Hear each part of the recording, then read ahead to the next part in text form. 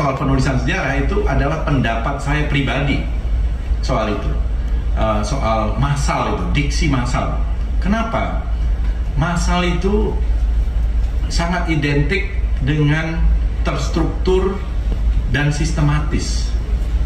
Ya, ada perkosaan massal di Nanjing, itu dilakukan oleh tentara Jepang terhadap Cina ketika itu luar biasa kejamnya. Begitu juga yang dilakukan oleh Serbia terhadap Bosnia. Di Nanjing itu korbannya diperkirakan 100.000 sampai 200.000.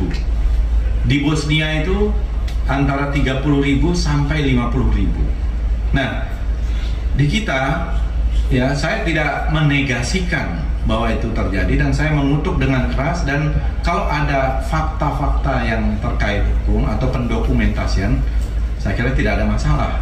Nah, semuanya kan ada fakta-faktanya, apa secara hukum dan final, ya. Misalnya pelakunya di mana dan seterusnya. Saya kira perbedaan-perbedaan pendapat mungkin di dalam forum yang lain, bukan saya sebagai Menteri Kebudayaan, saya siap sebagai seorang sejarawan juga dan seorang peneliti. Menteri Kebudayaan Fadly Zon masih memperdebatkan diksi massal dalam kasus pemerkosaan yang terjadi pada kerusuhan Mei 1998.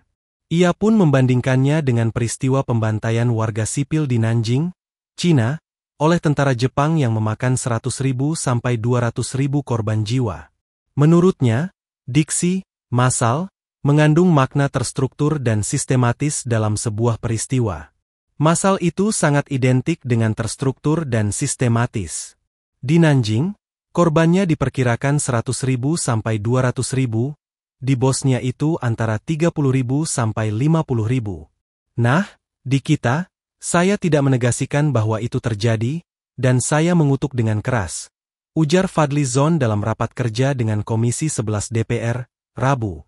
Fadly Zon mengaku siap berdiskusi terkait kasus pemerkosaan yang terjadi pada kerusuhan Mei 1998. Tegasnya, ia tak menyangkal terjadinya kasus tersebut. Kendati tak menyangkal, ia tetap memiliki keraguan terhadap pendokumentasian peristiwa pemerkosaan massal 1998.